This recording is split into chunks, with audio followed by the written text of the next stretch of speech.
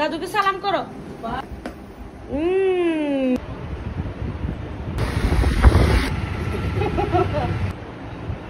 Hello everyone, আসসালামু আলাইকুম। কেমন আছেন সবাই? চলে আসলাম নতুন আরেকটি ব্লগ নিয়ে। আজকে আমি দেখাবো ঈদের দিন আমি মেহমানদের জন্য কি কি আয়োজন করলাম। চাঁদ রাতে ইফতার করার পর হালকা একটু রেস্ট নিয়েছিলাম, এরপর সাথে সাথে আবার কাজে লেগে যাই। আমি আগে থেকে প্ল্যান করে গেছিলাম ঈদের দিন কি কি বানাবো। তো আমি প্রথমে পুডিংটা বানিয়ে ফেলি। একটা 8 ইঞ্চি মোল্ডে আমি বড় করে পুডিংটা বানাই। পুডিংটা বানানোর পর আমি ফালুদাটা বানিয়ে ফেলি। আমি চাচ্ছিলাম না এবারে ঈদে কোনো ঝামেলা হোক, এই টাইপের ডেজার্ট আমি বানাবো না। তাই আমার যে ডেজার্ট গুলো সবচেয়ে ইজি মনে হয় ওইগুলো আমি বানিয়েছি। এরপর আমি রুল সমোচা বানানোর জন্য ফ্রোজেন শিট গুলো বের করে নিই। এই শিট গুলো আমি নিয়েছি ফ্রেশ ফুড পেজ থেকে। ওনাদের শিট গুলো আমার বেশ ভালোই লাগে। আমি ওনাদের কাছ থেকে রুল সমুচা অন্তনের শিট অর্ডার করেছিলাম। আমি সবসময় রুল সমুচার পুরটা একটু বেশি করে বানিয়ে রাখি, যখনই শীত দরকার হয় তখনই আমি অর্ডার করে নিই। তো দেখা যায় কি ঈদের সময় সবাই জাল জিনিসটাই বেশি পছন্দ করে, তাই চিন্তা করলাম রুল সমুচা অন্তন এগুলো এবার বানিয়ে রাখবো। বানানোর পর আমি 2টা বক্সে করে ডিপে সুন্দর করে রেখে দিই। বিকালে আমি আমার আরেকটা কাজ সেরে নিয়েছিলাম। আমি পুরা ঘরটাই ঝাড়ু দিয়ে দিই। ঈদের ছুটি কাটানোর জন্য আমার হেল্পিং হ্যান্ড সুলতানা গ্রামে গিয়েছিল। সুলতানা থাকলে কিন্তু নিজে ঘর ঝাড়ু মুছে এগুলো করে ফেলতো।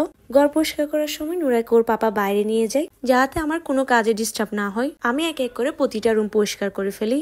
ঈদের দিন আমি খুব সকাল সকাল ঘুম থেকে উঠে যাই। উঠের সাথে সাথে আমি আমার গোসলটা সেরে নিই, তারপর কিচেনে চলে যাই। প্রথমে আমি বিরিয়ানিটা চুলায় বসিয়ে দিই। বিরিয়ানির জন্য গরু মাংসটা আমার আগে থেকে রেডি করা ছিল।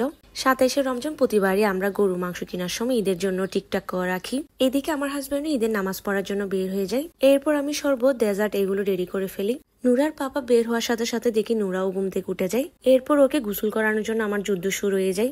দেখি যে ও কোনোভাবে গোসল করবে না। সকাল থেকে খুব কান্নাকাটি করছিল, কোনোভাবে আমি ওকে রেডিও করতে পারছিলাম না। কান্না করছিল আর কোলে উঠে বসেছিল। আমি নুরাকে নামিয়ে কোনো কাজই করতে পারছিলাম না। এরপর ওর পাপা আসার পর মোটামুটি একটু শান্ত হয়। ঈদের দিন বাচ্চারা এমন করলে মাদের মন একদম খারাপ হয়ে যায়। আমি সুন্দরভাবে রেডিও হতে পারিনি। দেখি যে মেহমান চলে আসে বাসায়। এরপর আমি মেহমানদের জন্য সবকিছু ঠিকঠাক করে নিচ্ছিলাম। এরপর আমি নুরাকে সুন্দরভাবে রেডি করে দিই। তারপর দাদুকে সালাম করার জন্য রুমে পাঠাই। দাদুকে সালাম করো। ঠিক আছে। মাশাআল্লাহ, নুরা সবাইকে খুব সুন্দরভাবে পায়ে ধরে সালাম করছিল। মেহমানরা যাওয়ার পর আমি একটু রেস্ট নিতে যাই। এরপর দেখি যে আমার ঘুম চলে আসে। ঘুম থেকে উঠে আমি আমাদের বাসায় যাওয়ার জন্য রেডি হয়ে যাই। যাওয়ার সময় আমি আমার বোনকেও কল দিই, যাতে আমরা একসাথে বাসায় যেতে পারি। বাসায় গিয়ে খাওয়া দাওয়া করার পর চলে আসি। যেহেতু আমার শাশুড়ি বাসায় একা ছিলেন, যাওয়ার সময় আমার শাশুড়িকেও নিয়ে যাওয়ার কথা ছিল। বের হওয়ার সময় দেখে আম্মুর একটু খারাপ লাগছিল, তাই উনি আর যায়নি। যাই হোক, এটাই ছিল আজকের ব্লগ। আপনাদের সাথে আবারও দেখা হবে অন্য আরেকটি ব্লগে। সবাই ভালো থাকবেন আর আমার জন্য দোয়া করবেন। আল্লাহ হাফেজ।